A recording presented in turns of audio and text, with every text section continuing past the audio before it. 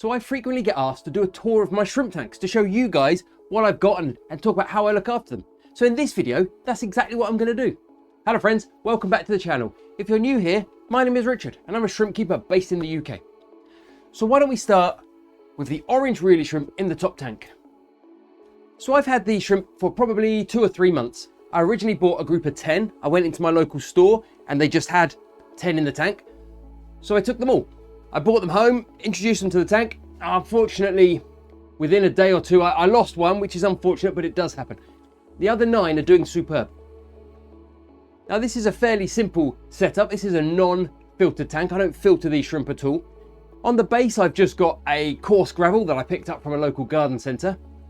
There is a small piece of wood, which is covered in moss. In fact, when I put that in the tank, that was covered in moss, absolutely covered. I ripped most of that moss off and disposed of it. And now I'm just allowing it to grow back at its own pace. There's a couple of 3 other plants in here. There's Crayfish, Betta green, and some hygrophila. Now, as I say, this is an unfiltered tank, but I do run an air stone. Having the air stone gives me some movement in the tank, some water circulation, and also provides surface agitation, which allows for the exchange of oxygen and carbon dioxide. Carbon dioxide can leave the water, fresh oxygen can come in.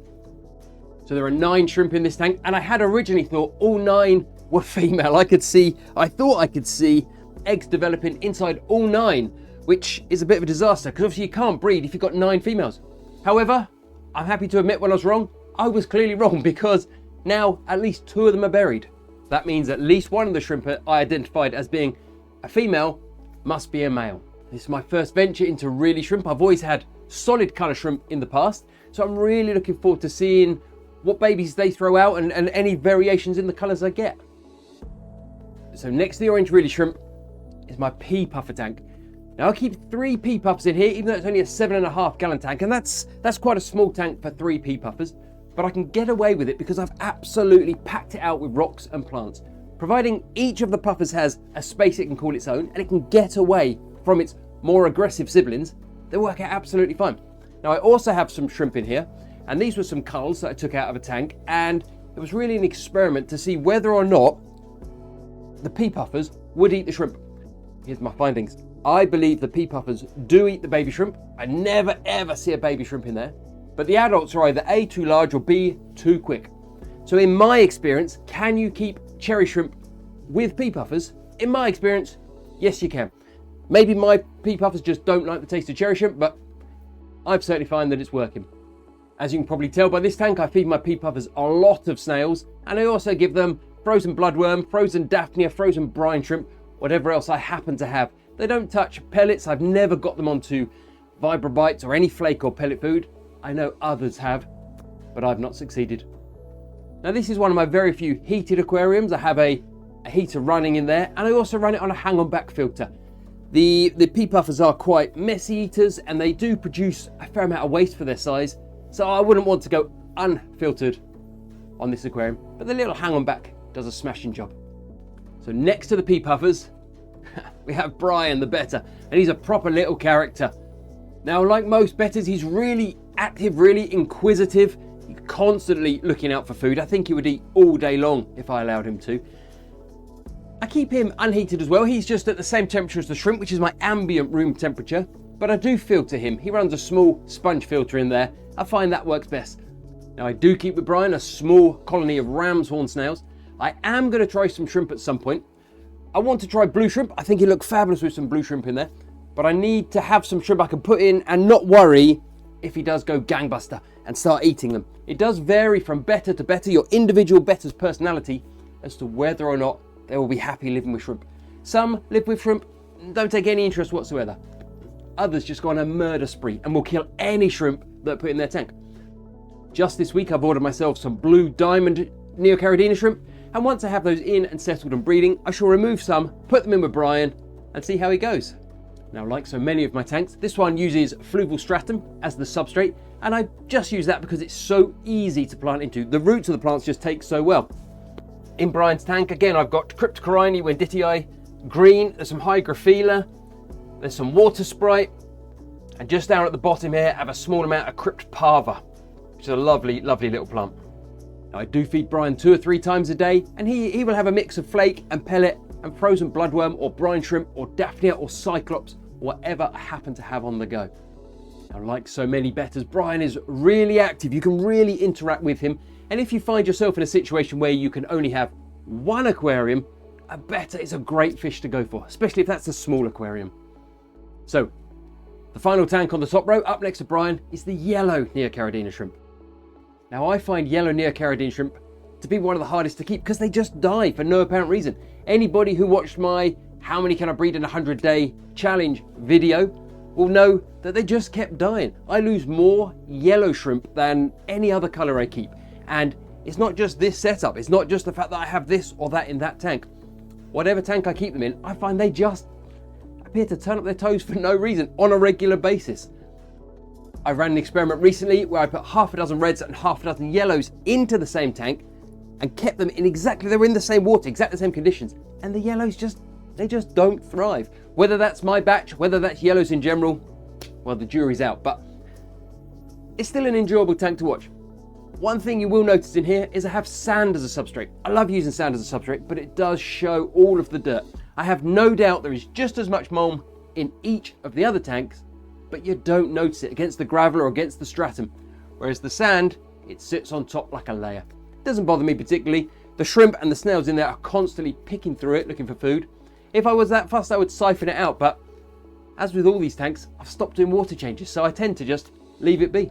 Now, one of the ways I can get away with not doing water changes is because I do plant the tanks out heavily. Yes, these aren't high quality aquascapes, but they're not meant to be. They're just shrimp tanks for enjoying.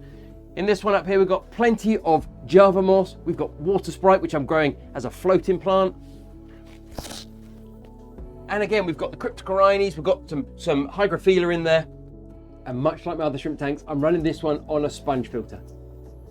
This is a really enjoyable setup. So many babies in there. I really enjoy the yellow shrimp. I just wish they didn't keep popping their clogs for no apparent reason. But hopefully one day I'll get to the bottom of it.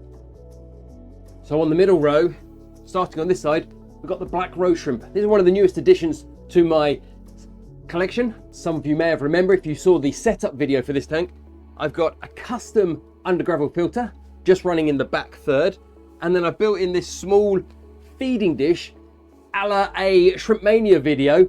And the reason I did that is I suffer terribly with detritus worms. And I'm hoping by having a dedicated feeding spot, a dedicated built-in feeding dish, as it were, I can drop the food in there, and I'm hoping that's going to cut down on the number of detritus worms in this aquarium. Because I don't keep fish in many of these shrimp tanks, there's no predators to eat the detritus worms, and the numbers can sometimes spiral out of control.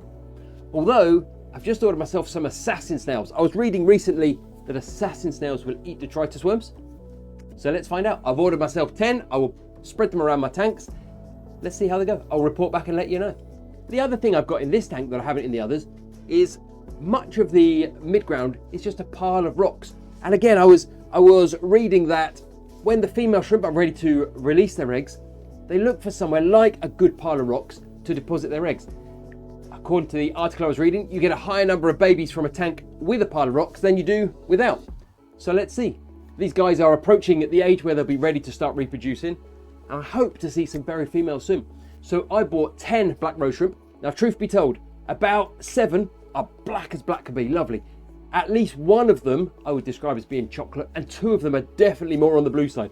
So as these guys start to reproduce, I will separate out any that don't meet the grade of being black rose and put them into a cull tank and hopefully build up a real strong black rose strain of Neocaridina shrimp that breed true every time. So next on the middle row, we've just got this small setup here.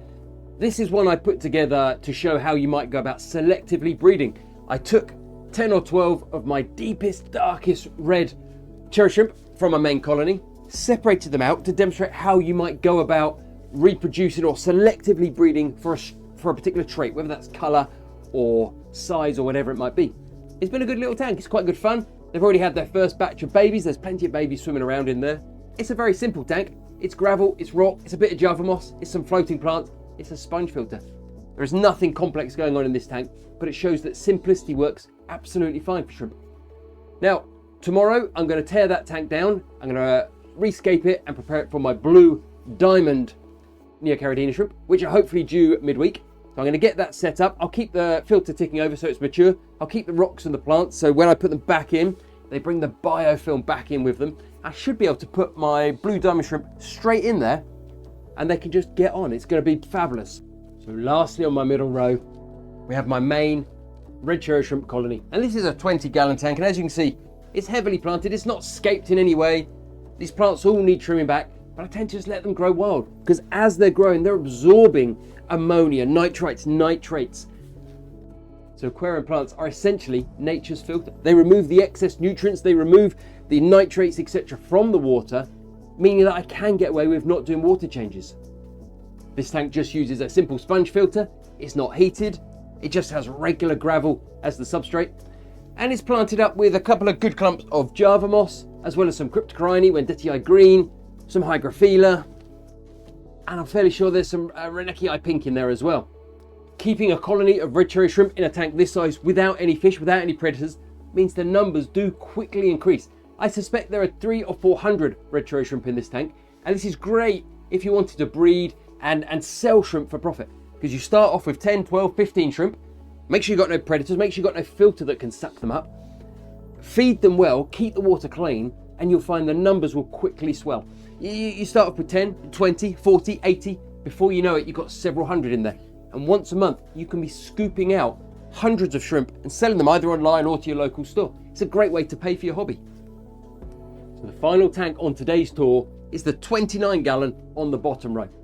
Now I set this up originally, I set it up with an undergravel filter. I wanted to show to everybody that you can grow plants with an undergravel filter. That an undergravel filter is a great way to filter an aquarium. But then I went and bought myself a blue neon crayfish. Why? I just fancied one. It was an impulse buy. I was ordering the black rose shrimp. I saw him on the website, had to have him. And he's essentially carnage in a tank. I've got him with a small group of guppies, but they've got to come out because he's clearly been nipping at their tails. And I think if he were quick enough to catch one, he'd have it for his lunch. He is smashing. I love having him. We often lay on the floor here and just watch him out and about, watch him eating, watch him digging and moving stuff around. He is essentially chaos in a tank, but I now wouldn't want to be without him. I recommend these to anybody. If you have a slightly larger tank, maybe 10, 15, 20 gallons, get yourself a blue neon crayfish. They're great fun. I've got it planted. He doesn't take any interest in the plants. He does dig. He made himself 3 or 4 caves, which he does move about. One's under the wood, one's in a flower pot, one's under a flower pot. Let me tell you, having any fish or creature that digs with an undergravel filter is an absolute disaster, because all he'll do is he'll clear a space at some point and all the water will then head straight down there and not be filtered through the gravel. But such is life. I think I'll be okay. One theme you'll notice in all of my tanks is snails. I love ram's horn snails. They're quick to reproduce. They are great at breaking down uneaten food. They're great at breaking down fish and shrimp poop, and they also tackle some of the algae. Plus, they're essentially free food for the pufferfish.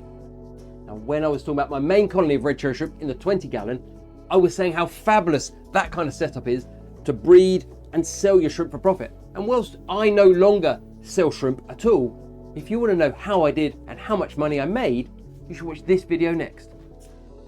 Thanks for watching.